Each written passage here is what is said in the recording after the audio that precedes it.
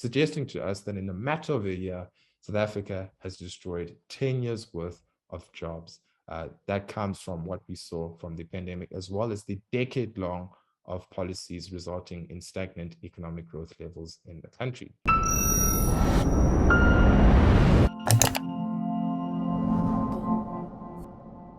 What are the biggest economic trends that will influence the trajectory of South Africa into the future? Well, we at the Center for Risk Analysis last week launched our flagship publication, the 2022 edition of the Socioeconomic Survey. That is a reference guide which contains over 800 pages of socioeconomic data on South Africa. In this extract from our official launch webinar, CRA analyst Bheki Mahlobo outlined the major economic trends that will influence the future of the country. Enjoy. You can see here, as in the early years of South Africa's democracy, as well as that of the pragmatism that the country saw, as the world became more wealthier, as well as that of emerging markets, saw higher GDP performance, South Africa followed suit. Subsequent to that period, South Africa has been trailing ever more behind the world, as well as that of emerging markets. This is also true when looking at the 100-year trend line, where our current GDP performance for 2021 until 2024 is sitting at about 2.6%, far lower than in the early 2000s at 3.5%. And unfortunately, if you're having a decline in economic performance, you also see a stagnation in income levels in the country, represented by the chart that you see here, looking at GDP per head, as well as that of disposable income levels per head. And we draw this from 1993 until 2021. GDP per head, you read that as the red line. Disposable income levels, you read that as the black line. And what we see here is that the country has seen 10 years of stagnation in income levels, declining from the previous peak, which the country saw high levels of economic performance.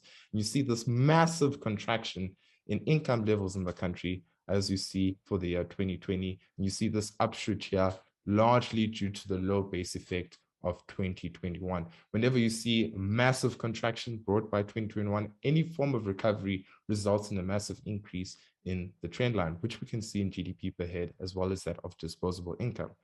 However, the absolute figure for GDP per head in the country is that our current GDP per head for 2021 is far lower than when Thabo Mbeki left office in 2008, even the one that we are projected for this year. We compare that to the world average, the picture is quite dire. As you can see here, as the world became more wealthier from 1994 until 2007, South Africa followed suit.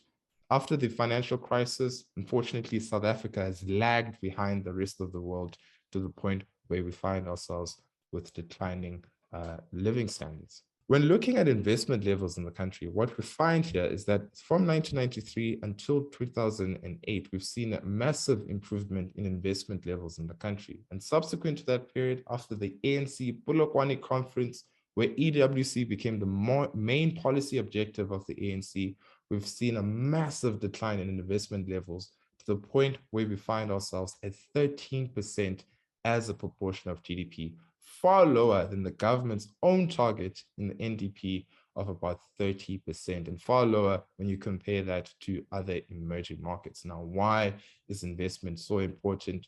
Well, in order to see a recovery in economic performance, that is fundamentally underpinned by a recovery in investment. And if you do not see a recovery in investment, therefore, you could also lead you to believe that there won't be a recovery in economic performance in the country. And unfortunately, what we also do see is that fixed investment levels are positioned towards the tertiary sector, which you see in your next slide here, looking at gross value added by industry from 1992 until 2021.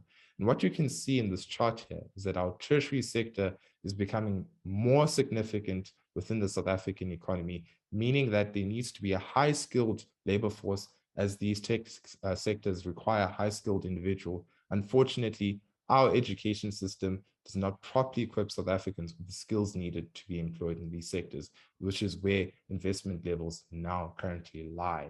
Having a look at employment levels, if you're seeing a decline in economic performance level, where does that leave South Africa's unemployment rate?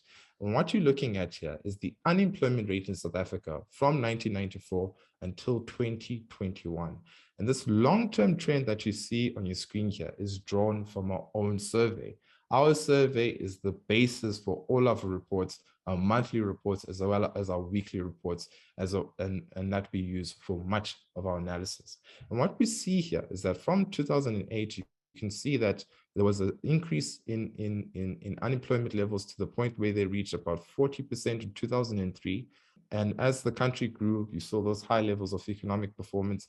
Unemployment levels in the country declined to about 29.5%.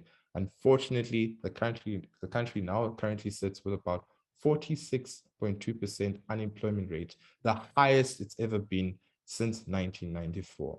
Under the narrow definition, our unemployment rate sits at about 35%. And even under the narrow definition, South Africa has the highest unemployment rate, comparing it to 183 countries.